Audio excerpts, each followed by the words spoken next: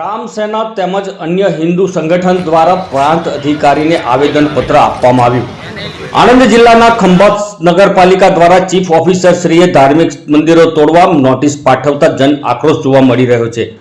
તાજેતરમાં સુપ્રીમ કોર્ટના આદેશ અનુસાર જાહેર રસ્તાઓ ઉપર ટીપી સ્કીમ હેઠળ જો કોઈ મંદિર યા મસ્જિદ દબાણમાં આવતી હોય ત્યારે તેને તોડી પાડવાનો હુકમ કરવામાં આવ્યો હતો, જેના અનુસંધાને ખંભાત નગરપાલિકા ચીફ ઓફિસર શ્રી દ્વારા ખંભાતના વિવિધ મંદિરોને નોટિસ આપતા હિન્દુ સંગઠન તેમજ ખૂબ જ મોટી સંખ્યામાં હિન્દુ ભાઈ બહેનો રેલવે ફાટક ખોડિયાર મંદિર પાસે શ્રી રામ સેના તથા અન્ય હિન્દુ સંગઠનો દ્વારા ખંભાત પ્રાંત સાહેબને આવેદનપત્ર આપવામાં આવ્યું હતું। ખૂબ જ વિશાળ સંખ્યામાં હિન્દુ ભક્તો મંદિર બચાવવા માટે રોડ ઉપર ઉતરી આવ્યા હતા તેમજ ઉગ્ર વિરોધ કરી જય શ્રી રામના નારા સાથે રેલી સ્વરૂપે પ્રાંત કચેરીએ પહોંચી પ્રાંત અધિકારીશ્રીને આવેદનપત્ર આપવામાં આવ્યું હતું। મંદિર તોડવા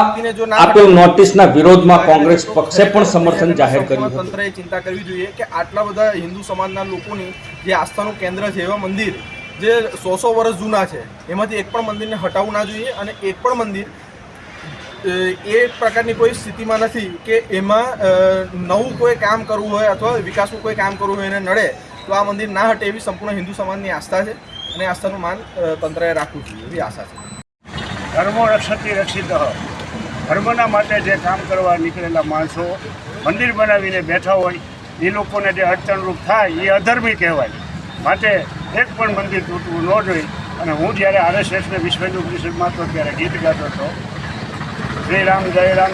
રામ રઘુપતિ રાઘવ રાજા રામ पति तपावन सीताराम सीताराम जय सीताराम सब संतों की हूँ कार सुन ले दिल्ली की सरकार गांव गांव में जाएंगे सब में अलग जगाएंगे मानो या ना मानो हम तो मंदिर वहीं बनाएंगे दल बजरंग की निकली टोली हर हर बम बम जिसकी बोली संतों के वरदानी हम लाठी दो या गोली दो अब ना रुके ए अभियान श्री राम जय राम